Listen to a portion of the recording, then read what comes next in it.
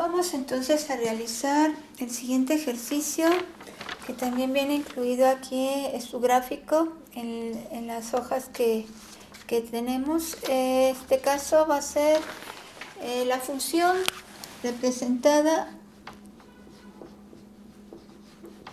por x cuadrada y cuadrada.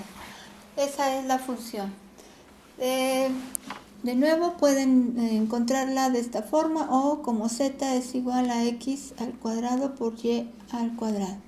Cualquiera de estas dos representaciones nos pueden estar proporcionando la ecuación. Lo primero que determinamos es si se trata de una ecuación representada en la forma de ecuación cuádrica o cuadrática, es decir, si es o no una superficie cuadrática. Entonces, el término, este producto XY, si no estuviese elevada al cuadrado, sí es un término que podría representar la rotación en los ejes de una superficie dada, pero como ambas variables están elevadas al cuadrado, entonces no representa una ecuación del tipo cuadrática, no es superficie cuádrica.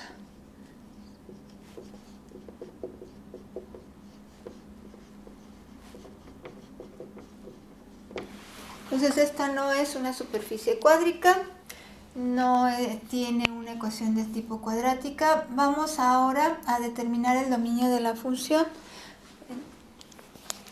que en este caso son todos los reales,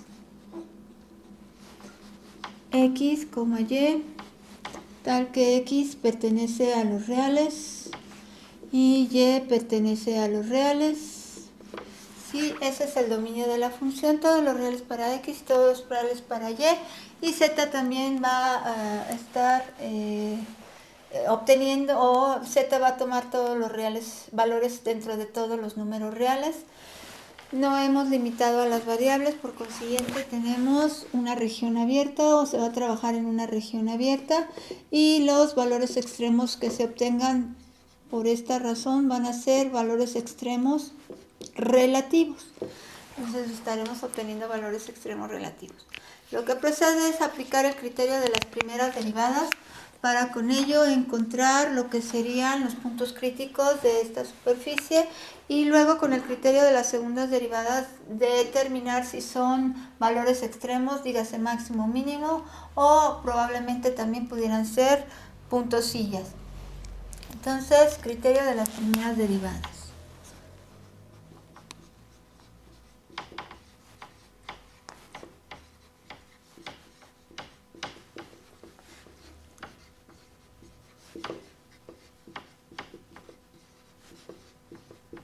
Vamos a tener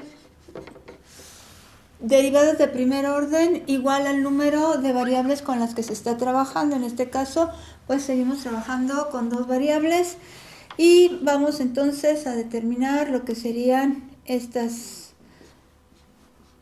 derivadas de primer orden. Derivemos primero la función con respecto a la variable x. Entonces consideremos a y como un valor constante. Del derivar con respecto a x obtenemos 2x de y cuadrada, 2x por y cuadrada. Y de igual forma obtenemos la derivada parcial con respecto a la variable y, considerando a la variable x como si fuera un valor constante. Al derivar con respecto a y, entonces tendríamos x cuadrada y, 2 veces x cuadrada y. ¿Sí? Ya que obtenemos las derivadas de primer orden, recordar siempre que representan la pendiente de rectas tangentes a la superficie. Una de las rectas está en dirección del eje X, otra de las rectas está en dirección de Y. Lo que necesitamos es encontrar rectas cuya pendiente sea 0.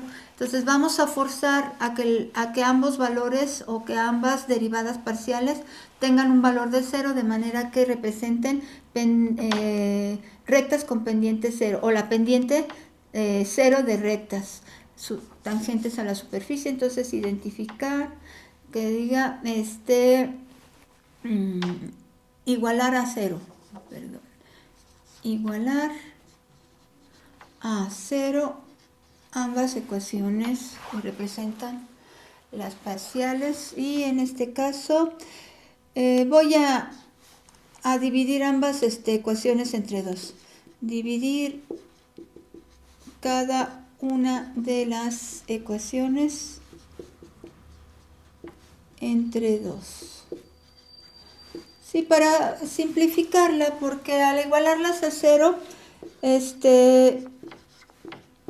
podemos dividir o multiplicar la ecuación por cualquier número real y no la alteramos. Entonces vamos a dividir cada una de las ecuaciones entre 2 y no hemos alterado la ecuación de esta manera. Y lo mismo voy a hacer con la segunda ecuación. Al dividirla entre 2, tenemos una manera más simple de representar a la ecuación y sigue siendo la misma ecuación. Entonces dividimos cada una de las ecuaciones. Tenemos entonces un sistema de 2 ecuaciones con 2 incógnitas.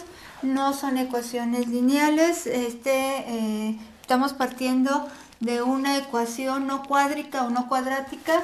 Por consiguiente, las primeras derivadas no son funciones lineales. En este caso están elevadas a la segunda potencia las variables y en la primera y la variable x en la segunda. Entonces estamos trabajando con un sistema de ecuaciones no lineal y vamos entonces a resolver este sistema de ecuaciones no lineal. Y lo que hacemos es, como son ecuaciones muy simples, pueden ustedes ver que si x toma si x toma el valor de 0, el producto va a ser 0 en ambos casos. ¿Sí? Si x toma valor de 0, en cualquiera de los dos casos, este producto satisface a la ecuación. Y si x es igual a 0, no me importa el valor de y, puede tomar cualquier valor dentro de los reales y este producto nos lleva a 0 en las dos ecuaciones. De igual forma podría decir que y puede tomar el valor de 0 y x tomar cualquier valor y esta ecuación satisface o nos lleva a un resultado 0 y lo mismo la primera. Entonces, esos serían los valores que satisfacen ambas ecuaciones. Vamos a decir lo siguiente. Si x es igual a 0 para todo valor de y, no importa el valor que tome y, mientras que x sea 0, esto va a ser igual a 0. Si x es igual a 0 para todo valor de y, entonces se tienen puntos críticos que los podríamos representar de esta manera. Como van a ser muchos puntos que satisfagan estas condiciones, lo puedo representar con la coordenada en x0 y con cualquier valor real en la coordenada y. Cualquier punto que tenga estas coordenadas va a ser punto crítico. Entonces x0 para todo es punto crítico. Son puntos críticos porque son muchos. Entonces vamos a ponerle aquí, son puntos críticos. Son puntos críticos. Son puntos críticos. Y lo mismo va a ocurrir si ahora considero que el valor, que la variable que toma el valor de 0 es la y. Entonces ahora si digo que y es ahora la que tiene un valor de 0, no me importa qué valor pueda tener la variable x, este producto va a ser 0 y este producto también. Entonces, todos aquellos puntos que ahora la coordenada x puede tomar cualquier número real o cualquier valor real y la coordenada y toma el valor de 0, entonces cualquier punto que satisfaga este tipo de coordenadas va a ser o van a ser puntos críticos. Entonces tenemos un número infinito de puntos críticos y si lo pueden percibir, son puntos críticos, son puntos críticos. Y bueno, nada más pueden identificar en todos estos puntos críticos aquellos puntos que representan al eje coordenado y. Y en estos puntos a todos los que representan el eje coordenado x. Entonces el punto o los puntos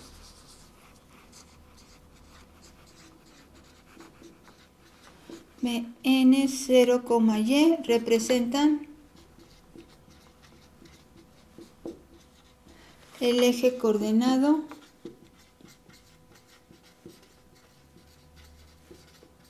Y.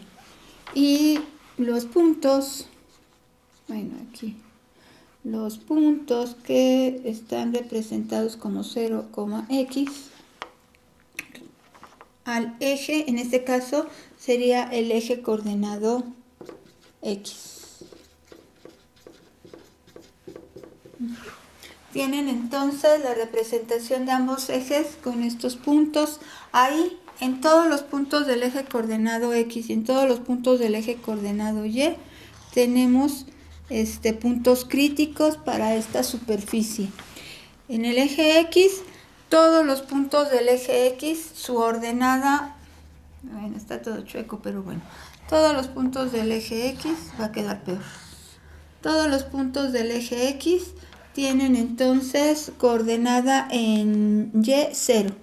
Si la coordenada en y es 0, cualquier punto del eje x tendrá un valor en x y la segunda coordenada, la coordenada en y u ordenada va a ser 0 a cualquier punto del eje x. Entonces, esa sería la característica de puntos en el eje x. Aquí lo puse al revés, hasta ahorita me estoy dando cuenta, x, 0.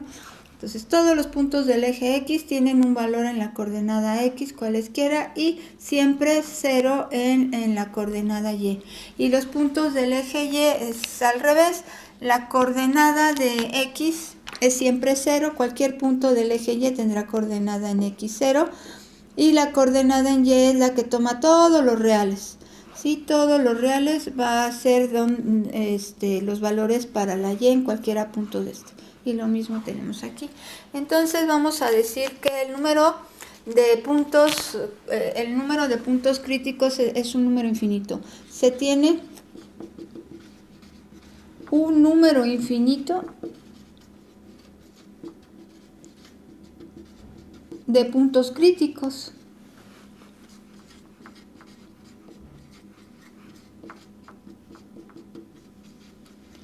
¿Sí? Esto ¿qué representa al momento de necesitar determinar qué naturaleza tienen los puntos críticos? Si yo aplico el criterio de la segunda derivada, de las segundas derivadas parciales, para con ello estar evaluando el determinante hessiano en cada uno de estos puntos, pues esto no es posible porque no voy a poder evaluar todos y cada uno de los puntos y es un número infinito de puntos en el determinante hessiano. Entonces vamos a decir que si se tiene un número infinito de puntos críticos, no aplica el criterio de las segundas derivadas.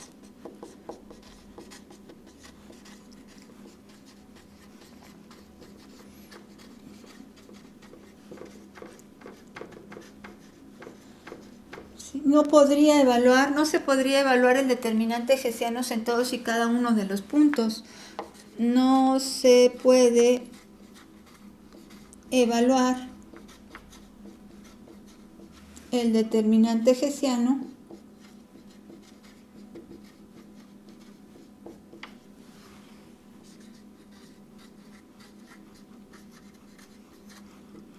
en todos y cada uno de los puntos.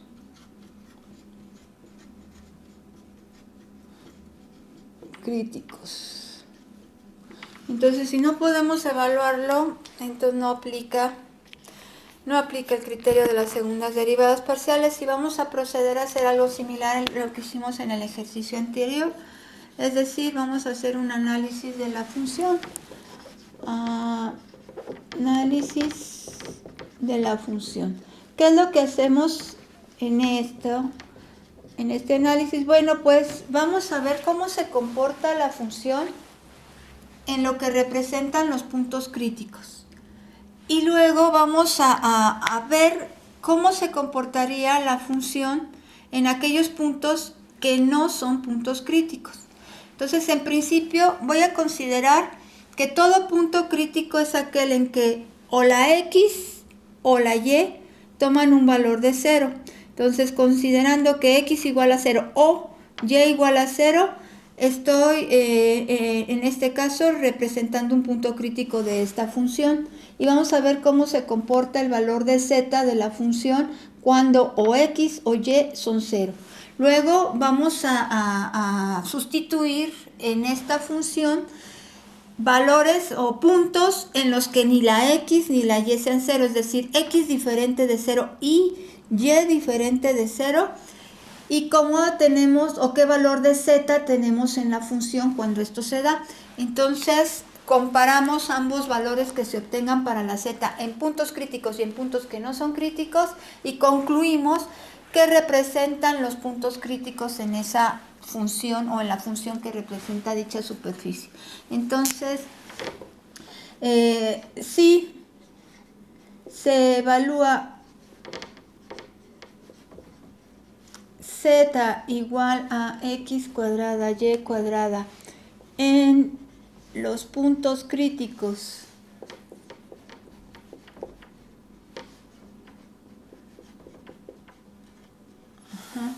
en los puntos críticos de la función,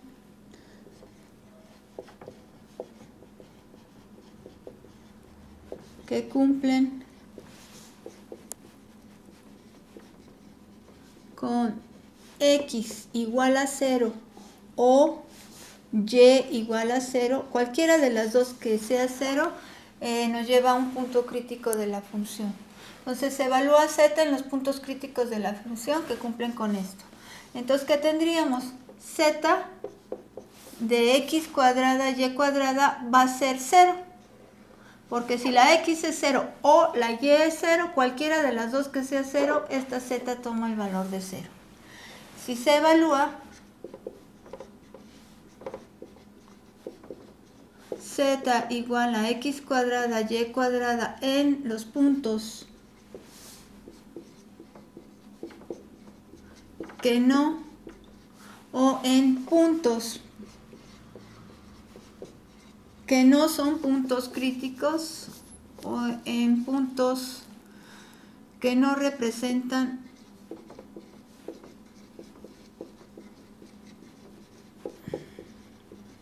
puntos críticos de la función,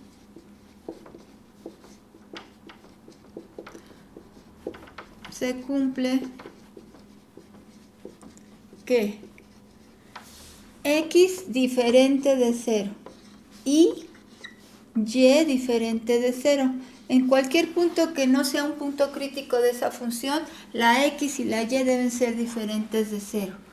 Y si la x y la y son diferentes de 0, al evaluar en esta función, vamos a obtener un valor de z diferente de 0. Y siempre mayor que 0. ¿Por qué? Porque si x y y toman valores diferentes de 0, aunque fueran negativos, están elevados al cuadrado. Entonces, valores reales positivos o reales negativos elevados al cuadrado van a ser siempre un real positivo.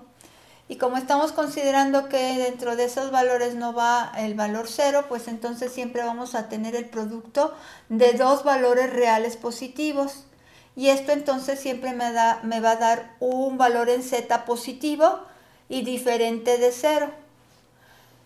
Entonces, si en los puntos críticos z es 0 y en puntos que no son los puntos críticos z es mayor que 0, entonces podemos concluir, se concluye que los puntos críticos representan un mínimo. Los puntos críticos representan mínimos. Los puntos críticos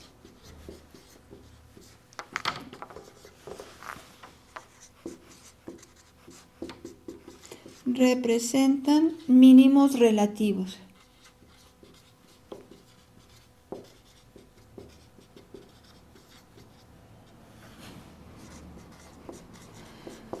Y todavía siguen siendo relativos porque podría yo considerar solo un fragmento o un segmento de esa superficie en la cual no considerará estos puntos críticos y entonces en ese segmento de superficie otros serían los valores que van a representar, pero ahora valores máximos absolutos y mínimos absolutos, o máximo absoluto y mínimo absoluto, porque podría dejar fuera a estos del segmento que se elija con una región cerrada. Esta figura pues la vemos aquí en el gráfico. En este gráfico aquí la percibimos, es esta figura. Sin embargo, algunos de sus compañeros en semestre anterior me hicieron esta maqueta tratando de pues que viéramos o visualizáramos esa figura en esta forma.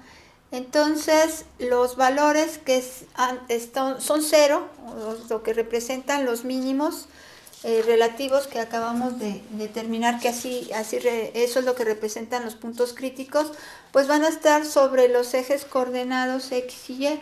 Entonces, bueno, el eje X o el eje Y pues tendría que coincidir aquí con este punto. Serían todos los valores que van aquí sobre el eje X, y lo mismo ocurriría con el eje Y, que serían los valores que van en esta parte. Entonces, todos los puntos sobre el eje Y también representan mínimos relativos en esta superficie. Entonces, para tener a ambos los ejes X y Y, entonces estarían representando los valores mínimos y máximos.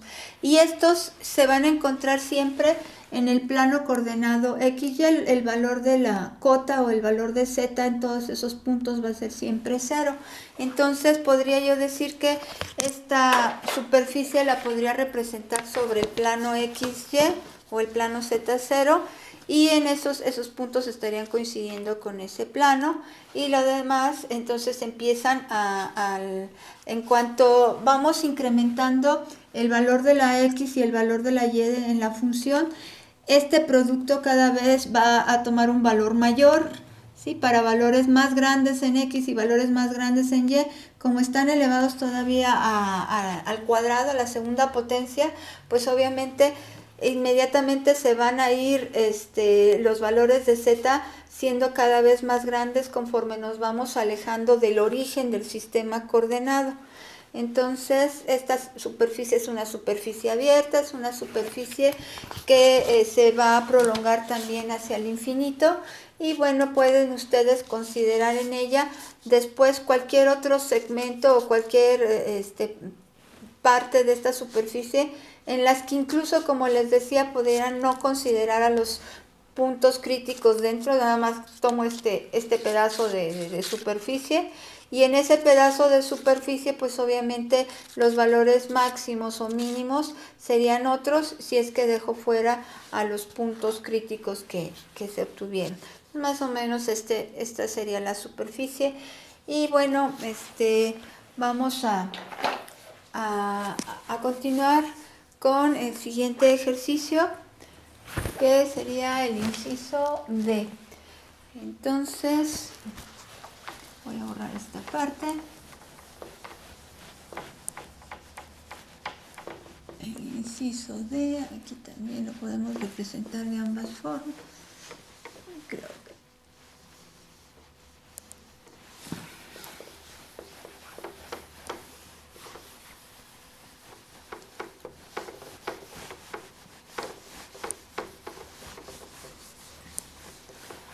y bueno, entonces esta también, porque pues vamos a considerar todo.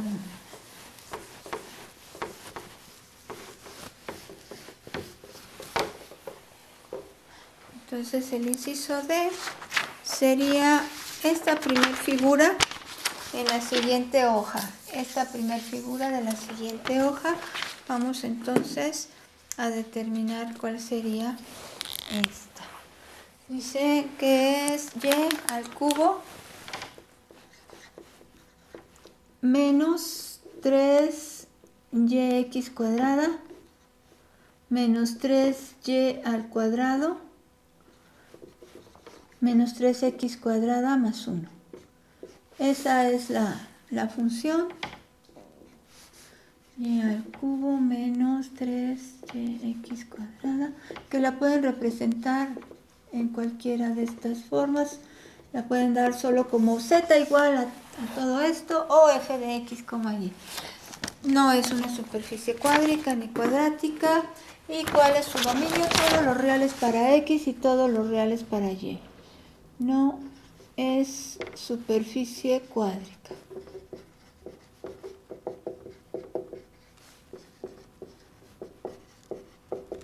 O cuadrática. Y el dominio son todos los reales para x, todos los reales para y. Entonces, dominio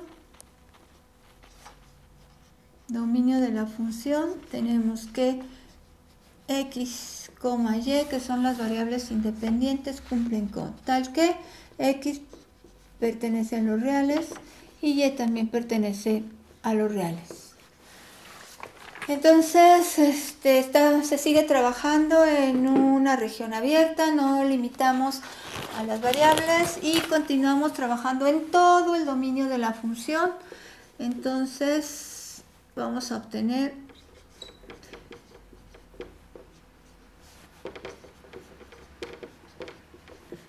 y en todo el dominio de la función z también va a estar dentro de todos los números reales o va a tomar valores dentro de todos los números reales. Entonces vamos a proceder. En la función anterior z solo tomaba valores positivos, es cierto, ahorita que lo que estoy cayendo en cuenta, y yo dije que tomaba todos los reales y no, solamente toma el ejemplo que acabamos de finalizar hace un momento. Z solo toma valores reales positivos. Bueno, entonces vamos a proceder entonces con este siguiente ejemplo y decimos que vamos a aplicar criterio de las primeras derivadas, criterio de las primeras derivadas parciales, primeras derivadas parciales. Vamos a tener dos derivadas parciales, que es igual al número de variables con las que se está trabajando, y estas son las siguientes. F de x, vamos a decir derivar parcialmente con respecto a x, entonces consideremos a y constante.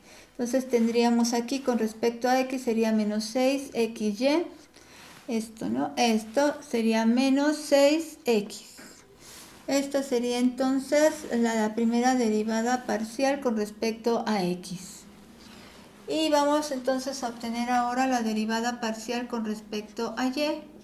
Con respecto a y tendríamos aquí 3y al cuadrado, en este caso menos 3x cuadrada, aquí sería menos 6, derivando con respecto a y sería menos 6y, y aquí ya no interviene la y, entonces son valores constantes, o se consideran como si fueran valores constantes en x. Ya que tenemos ambas ecuaciones que representan a las derivadas parciales, o ambas funciones que representan las derivadas parciales de primer orden, vamos a igualarlas a 0 para forzar a que las pendientes que están representando estas sean 0. Igualar a 0. Entonces, de esa manera obtendremos dos rectas de pendiente 0 en diferentes direcciones que forman un plano paralelo al plano coordenado XY. Vamos a decir que si es posible vamos a factorizar si es posible, porque de esta manera vemos a las ecuaciones que forman este sistema de ecuaciones de manera más simple y a lo mejor de forma sencilla podemos identificar a los valores que las satisfacen. Factorizar si es posible, ¿sí? No es una condición necesaria, pero sí nos facilita el proceso. Entonces vamos a ver, en la primera ecuación menos 6xy menos 6x, el factor común en ambos términos de ella sería menos 6x. Menos 6x puedo factorizarlo de ambos términos y quedaría entonces menos 6x por y para obtener el primero y menos 6x por 1 para obtener el segundo término. Igualemos a 0 entonces la primera ecuación de este sistema. Vamos ahora a encontrar un factor común entre estos tres términos. Vamos a decir que es el 3 y lo multiplicamos por y cuadrada por menos x cuadrada y en este caso por menos 2y. Y ya tenemos entonces para este caso la segunda ecuación. Entonces tenemos un sistema de ecuaciones que no es lineal porque no partimos de una ecuación cuadrática o cuádrica.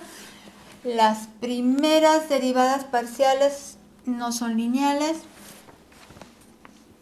Entonces vamos a poner el sistema de ecuaciones no es lineal. Sistema de ecuaciones no lineal. Ahora bien, aquí en este caso el factor común de todos los términos era un valor constante. Por ser solo un número real, un número real, puedo dividir toda la ecuación entre 3 y no la he alterado, sigue siendo la misma ecuación. No es el mismo caso en la primera ecuación, la ecuación 1. El factor común de ambos términos fue 6x, que no es solo un número real, ya involucra a la variable x. Entonces ahí no podría yo dividir toda la ecuación entre 6x. Solo puedo dividirla o multiplicarla por números reales y no se altera esta. Pero aquí no podría yo eliminar a la x, entonces solamente podría yo quitar al 6. Simplificando estas,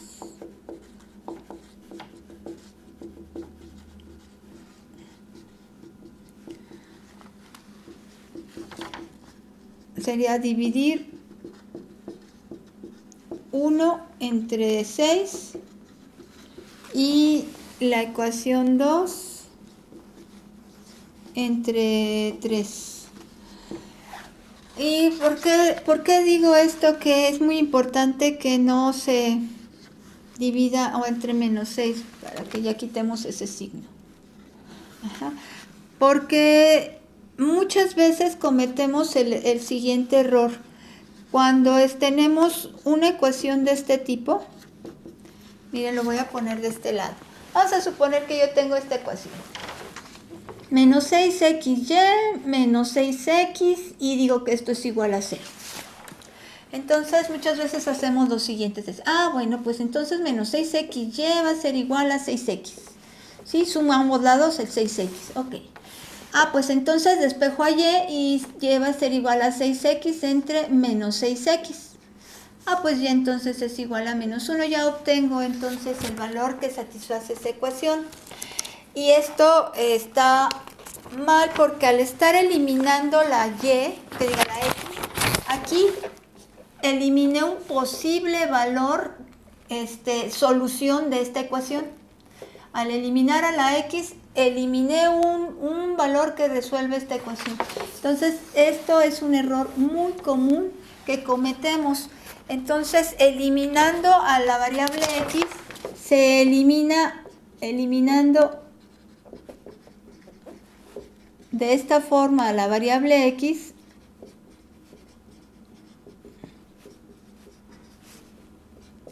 se elimina también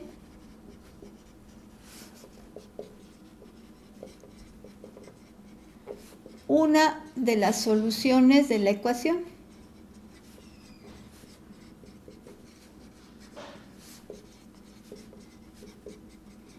Y con esto,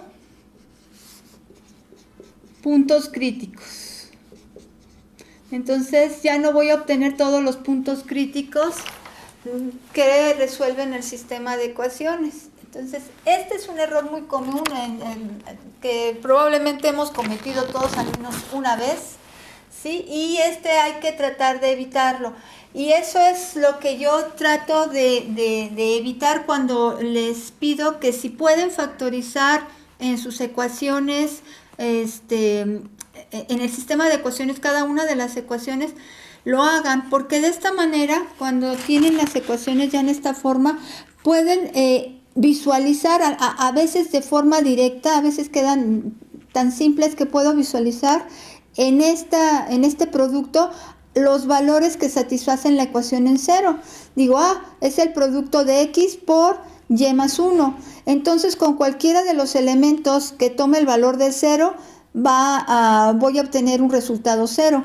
Si x es 0, esto es 0. Si y es igual a menos 1, entonces esta suma es 0 y el producto por consiguiente también lo es. Entonces ahí estoy visualizando cuáles son los dos valores que satisfacen la ecuación x igual a 0 y y igual a menos 1. Y entonces me doy cuenta que el valor que eliminé hace un momento fue precisamente que x puede tomar el valor de 0 y esa es una solución de esa ecuación. Y entonces esto es lo que estaba yo eliminando de esta forma. Vamos entonces a evitar ese tipo de errores.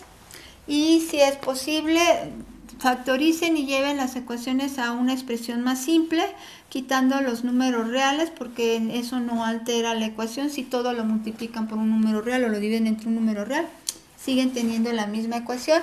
Y de esta manera entonces ya podemos resolverla de manera que vemos de forma más clara o simple lo que puede ser la solución de cada una de las ecuaciones. Entonces vamos a ver en 1 y 2. Entonces los valores que satisfacen a la ecuación 1 son los valores que satisfacen a la ecuación 1, son x igual a 0 y y igual a menos 1. Entonces ya tengo dos valores para la ecuación 1 y siempre inicien con aquella ecuación que les resulta más simple o sencilla de resolver. Y los valores que satisfacen esta vamos a sustituirlos en la segunda ecuación, para que de esa manera estamos forzando que si ya conozco los valores que satisfacen a la ecuación 1, ahora esos valores los sustituyo en la ecuación 2 para encontrar aquellos valores que satisfacen a la ecuación 2 y garantizar que los valores que se obtienen deben satisfacer entonces ya ambas ecuaciones de manera simultánea, que es lo que se busca al resolver un sistema de ecuaciones, que el resultado o solución satisfaga ambas ecuaciones de manera simultánea. Entonces voy a sustituir, primero sustituir el punto, voy a ponerlo así, ¿sí? Si x0 satisface a la ecuación 1, sustituirla en la ecuación 2. Si x0 satisface a la ecuación 1, sustituir en la ecuación 2. En la ecuación número 2. Y esto se obtiene lo siguiente.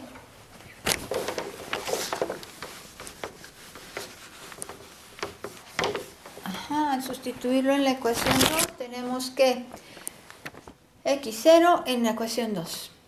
Nomás nos lleva a tener y cuadrada menos, esto va a ser 0, y nos va a quedar nada más menos 2y igual a 0. Eso es lo que obtenemos al sustituir x0 en la ecuación 2. Ahora ya puedo determinar los valores que satisfacen a la ecuación y con ello encontrar puntos críticos que satisfagan ambas ecuaciones. Entonces los puntos críticos, aquí nada más es una ecuación de segundo grado, término independiente 0, podemos factorizarla de esta manera, identificar en ella los dos valores que la satisfacen y los puntos críticos entonces serán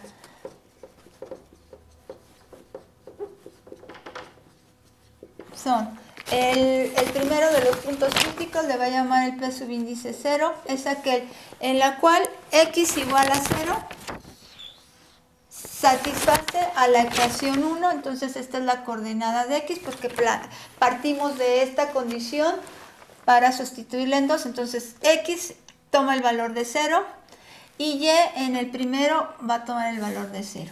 Y para el segundo punto, el P subíndice 1, tenemos de nuevo que x vale 0 y la y 2. De esta manera garantizo con ese x0 que satisface a la ecuación 1 y con ese y0 o y2 que satisface a la ecuación 2. Este punto satisface a ambas ecuaciones de manera simultánea. Ahora bien, el valor de la z lo obtengo evaluando para estos valores en la función original aquí. Entonces voy a obtener el valor de z si evalúo a x0 y a y igual a 2 en ellas. Ajá. Y bueno, ese valor, en este caso, si x es 0, aquí esto sería 0, esto sería 0. Y si y es 0 también, pues 0, todo 0 es 1. Entonces este valor es muy fácil de obtener porque cuando las dos variables son 0, este valor va a tomar el valor de 1. Z es igual a 1. Y bueno, si la x es 0 y la y es 2, si la x es 0 y la y es 2, esto sería 8. 2 al cubo, 8. Y aquí sería 2 al cuadrado, 4. 4 por 3, 12, pero es negativo. 8 menos 12 menos 4. Y menos 4 más 1, 3. Entonces el valor de la z con estas coordenadas sería 3. Menos 3. Menos 3 porque fue 8 menos 12 menos 4 y menos 4 más 1 menos 3. Ok, entonces esos serían los primeros puntos críticos que estamos obteniendo. Vamos a proceder de igual forma.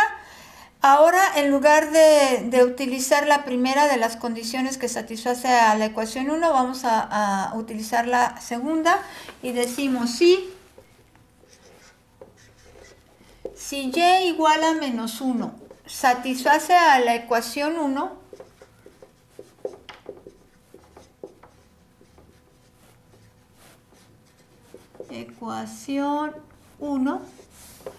entonces sustituir en la ecuación 2, sustituir en la ecuación 2. Y al sustituir en la ecuación 2, aquí está la ecuación 2, entonces tendríamos que y igual a menos 1, lo sustituimos aquí, menos 1 al cuadrado es 1, menos x cuadrada, menos 2 por menos 1, menos por menos da más, y esto es igual a 0.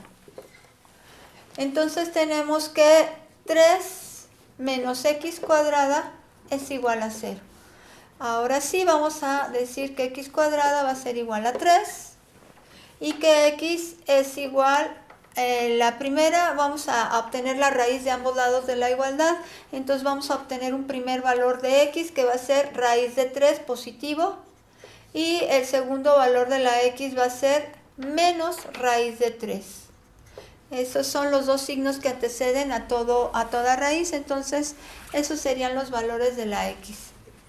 Ya que tenemos ambos valores que satisfacen a la ecuación 2, vamos entonces a utilizando el valor que satisface a la ecuación 1 y estos valores que satisfacen a la ecuación 2, obtener con ellos puntos críticos. Los siguientes puntos críticos serán P subíndice 2 va a ser P subíndice 2 será aquel que tiene en x un valor de raíz de 3, en y un valor de menos 1 y en el z, si desean obtener el valor de la z, pues sería evaluar en la función raíz de 3 menos 1. Y el punto 3 tendrá que tener x menos raíz de 3 y en y menos 1 Y entonces z, si la desean conocer, tendríamos que evaluar estos dos coordenadas en la función original. Ahora bien, estos valores satisfacen a la ecuación 2, este satisface a la ecuación 1, de esta manera garantizo que ambos puntos satisfacen ambas ecuaciones. Solo aquellos puntos que satisfacen ambas ecuaciones son puntos críticos. Si tienen duda, pueden sustituir los valores x y y en ambas ecuaciones y ver si efectivamente están en lo correcto al haber obtenido esos puntos críticos. Entonces, si yo sustituyo, por ejemplo, menos raíz de 3 menos 1, aquí tendría yo que cuando y es igual a menos 1, ya esto es 0. Y en este caso, cuando y es igual a menos 1, esto es 1, esto es 2, esto suman 3, y la x sería menos raíz de 3 al cuadrado, que es 3, negativo, menos 3 más 3 es 0. Entonces, eso es lo que estamos obteniendo. Vamos a tener entonces 4 puntos críticos en esta superficie. Se tienen 4 puntos críticos. Ahora vamos a aplicar el criterio de las segundas derivadas para saber qué representan esos 4 puntos críticos, si son valores extremos o solamente se quedan en puntos silla.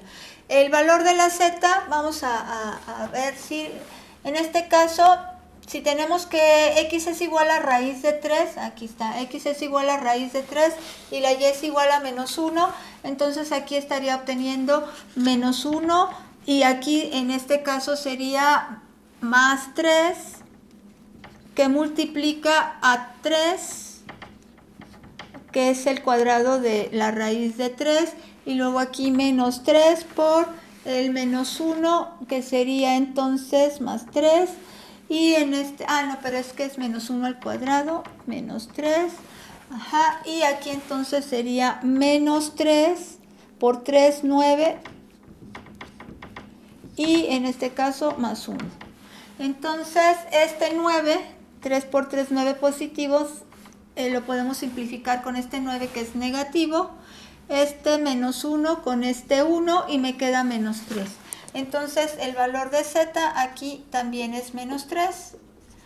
Y si se fijan, lo único que cambia en estos dos puntos es el signo de la x. Pero en este caso la x está elevada al cuadrado en ambos términos en donde aparece. Entonces, no importa que sea menos raíz de 3 o raíz de 3, voy a obtener exactamente lo mismo. Entonces, esto los va a llevar al mismo valor z igual a menos 3. Estos son entonces los valores de la z de los 4 puntos críticos. Vamos ahora a aplicar el criterio de las segundas derivadas. Entonces aquí para poder obtener el criterio de las segundas derivadas, voy a escribir aquí en pequeño el valor de las primeras derivadas y luego las puedo borrar porque las necesito para volver a derivar. Voy a poner por aquí y las voy a poner con otro color para que no se confundan. Vamos a poner aquí la primera derivada en pequeñito para usarla al derivar en segundo orden. Y esto sería f de y va a ser igual a 3y al cuadrado menos 3x cuadrada menos 6y. Ahora sí, voy a borrar todo esto y vamos a obtener las segundas derivadas parciales. Entonces ahora vamos por las segundas derivadas parciales y vamos entonces a trabajar con estas.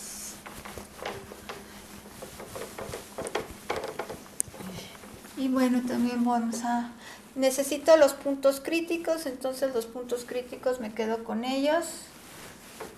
Ahí están. Y ahorita vemos cómo los volvemos a... Ahí está. Estos son los que vamos a necesitar, los puntos críticos que obtuvimos con el criterio de las primeras derivadas. Y vamos entonces a obtener las segundas derivadas parciales para conocer la naturaleza de los puntos críticos. Entonces, la derivada mixta con respecto a x va a ser la que en un principio derivé con respecto a x, la vuelvo a derivar con respecto a x. Me quedaría menos 6y menos 6. Ahora vamos a obtener la derivada mixta con respecto a y. Entonces, la primera derivada con respecto a y, la vuelvo a derivar con respecto a y, tendría 6y, esto es constante, menos 6. 6y menos 6. Ahora vamos a obtener las derivadas mixtas. La que en un principio fue derivada con respecto a x, ahora derivemos con respecto a y. Aquí tendríamos menos 6x, nada más. Menos 6x al derivar con respecto a y. Y ahora obtengamos la que en un principio fue derivada con respecto a y, vamos a derivarla con respecto a x. Esto sería solo esta, menos 6x. Verificar que se cumple, que se debe cumplir el teorema de Schwarz. Teorema de Schwarz. Ok. Y entonces si se cumple, quiere decir que de alguna manera pareciera que sí derivamos correctamente. Vamos entonces ahora a utilizar estas para aplicarlas al determinante hessiano.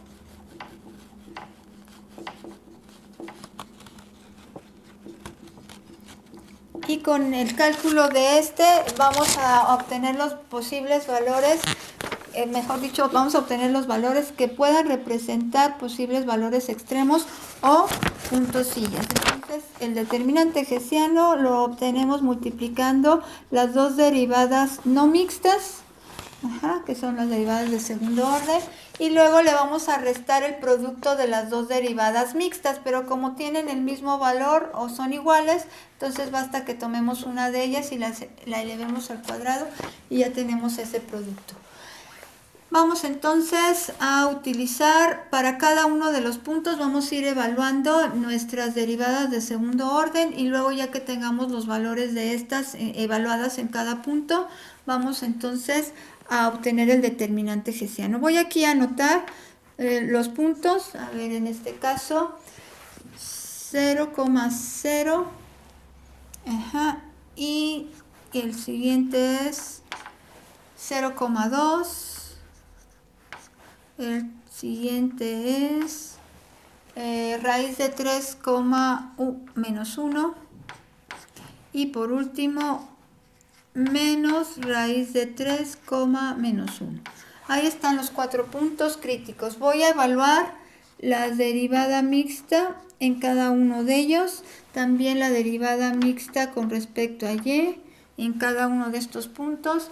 Y la derivada, las derivadas no mixtas y la mixta, perdón.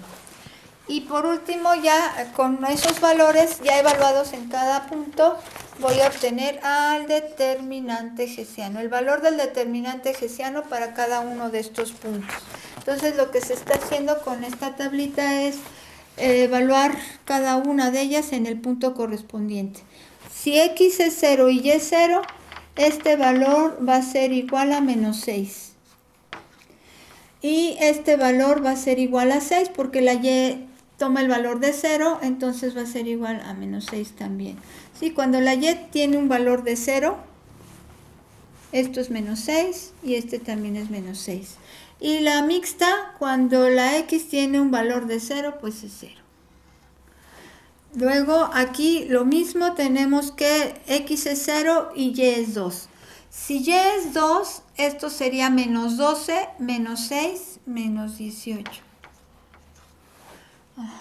Y en este caso sería 12 menos 6.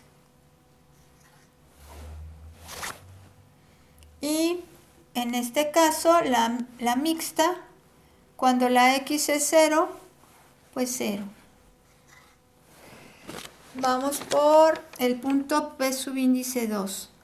Si la y tiene un valor de menos 1, menos por menos da más, esto sería 6 positivo y en este caso nos lleva a 0.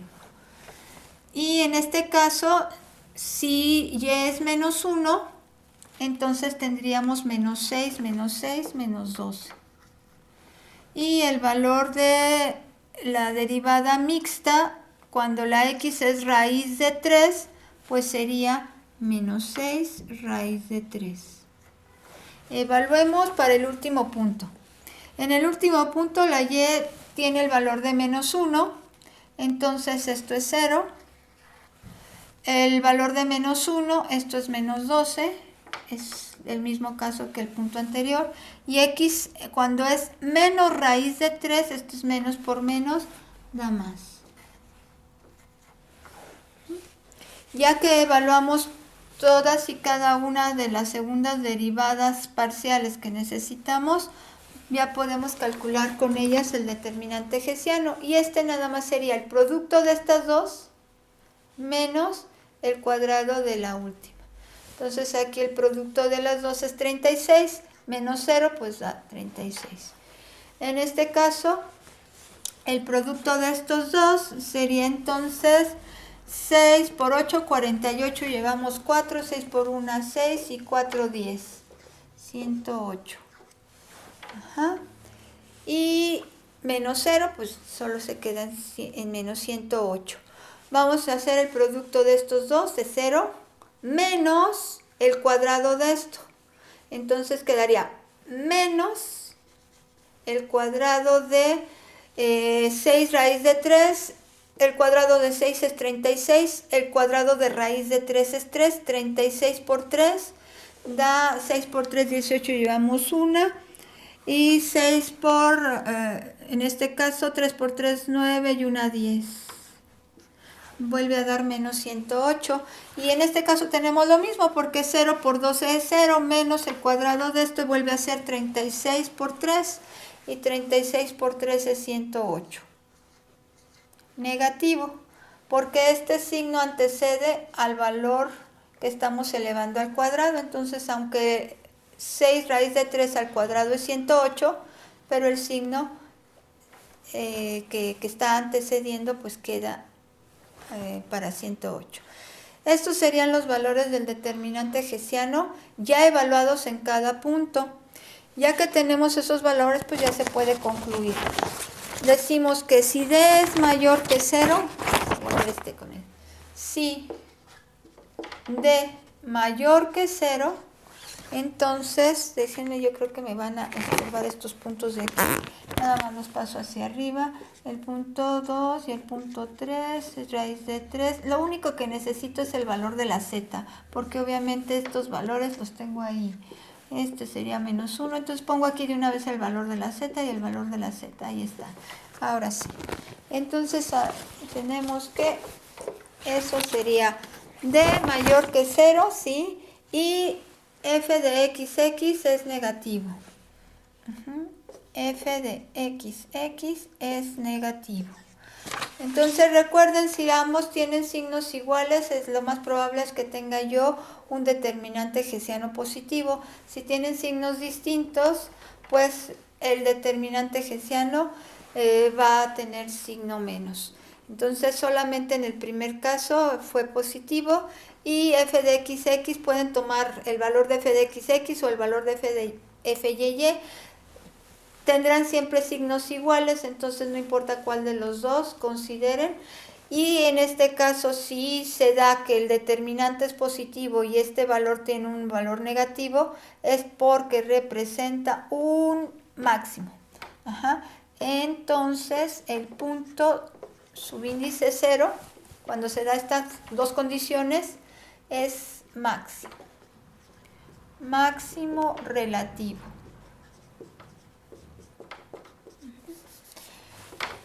Si hubiera sido positivo el determinante, pero este término hubiera sido también positivo, entonces habría sido un mínimo. Y cuando es negativo siempre es punto crítico. Y ese es el caso de los tres últimos puntos. D es negativo, D es negativo y D es negativo. ¿Sí? Tiene un valor menor a 0. Entonces, el punto 1 es punto silla o minimáximo. También es el mismo caso para el punto P subíndice 2, es punto silla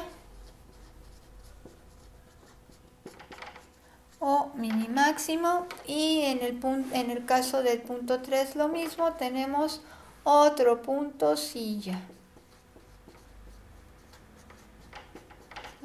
O si quieren llamarlo minimax, son sinónimos. Entonces tienen 3 puntos silla y un valor máximo en esta superficie, y es la que podemos visualizar en este gráfico. Pero aquí en este gráfico más o menos está representada. También debo agradecer a algunos de mis alumnos que en su proyecto final hicieron algunos modelos de superficies vistas en el curso, y entonces puedo tener cómo ejemplificar estas superficies en estos pequeños modelitos, que este sería el que corresponde a esta superficie. Este sería el punto máximo, que sí corresponde a la z que se obtuvo con un valor máximo con respecto o comparados con los otros 3 valores. El punto P subíndice 1, P subíndice 2 y P subíndice 3 tienen un valor en z de menos 3. Esto es, los 3 puntos sillas tienen un valor de z de menos 3. Y el valor máximo, el punto P subíndice 0, tiene un valor en z de 1. Entonces, más o menos tendría que corresponder a un valor en la cota de 1, en la z1, y cada uno de estos puntitos que se representan los puntos silla, tendrían que tener un valor en la z de menos 3. Eso quiere decir que probablemente el origen o el punto del sistema de referencia que representa el origen quedaría más o menos aquí adentro, pero como por esta altura, para que este valor representara una z de menos 3 y este valor representara una z de 1. Y aquí están los 3 puntos sillas, uno aquí, otro acá y el tercero de este lado. Ahí serían los 3 puntos sillas. Y sí, puntos sillas porque si los veo en esta dirección, pues representa un mínimo. Pero si lo veo así, eso representa un máximo. Entonces, en ciertas direcciones se comporta como un máximo y en cierta dirección se comporta como un mínimo. Y es el mismo caso para los 3 puntitos o puntos sillas de esta figurita. Sí, que está aquí en un modelo chiquito, pero podría representar en un modelo mayor, pues una estructura, lo podrían usar como una estructura. En arquitectura usan mucho estas formas, en techos o le pueden dar muchos usos a este tipo de superficies. Y obviamente es una superficie abierta, se va a prolongar en todas direcciones, y aquí solamente estoy considerando solo un trozo o pedazo o segmento de ella en este modelito, pero aquí cabe mencionar máximo relativo porque si esta se prolonga, obviamente habrá valores mayores a ese z igual a 1, ¿sí? Y se quedará solo como un máximo relativo que comparado con su entorno o vecindad, es decir, con los puntos más cercanos, pues sí es un valor máximo, pero probablemente esta superficie tenga valores mayores a 1 en z, si es que la consideramos que todavía continúa en todas direcciones. Entonces vamos a dejar el video en este punto y habrá un segundo video ya con 2 últimos ejercicios para finalizar el tema de función de 2 variables y obtención de valores extremos relativos, porque no hemos trabajado en ninguna región cerrada, si seguimos trabajando en región abierta. Entonces dejemos hasta aquí este video.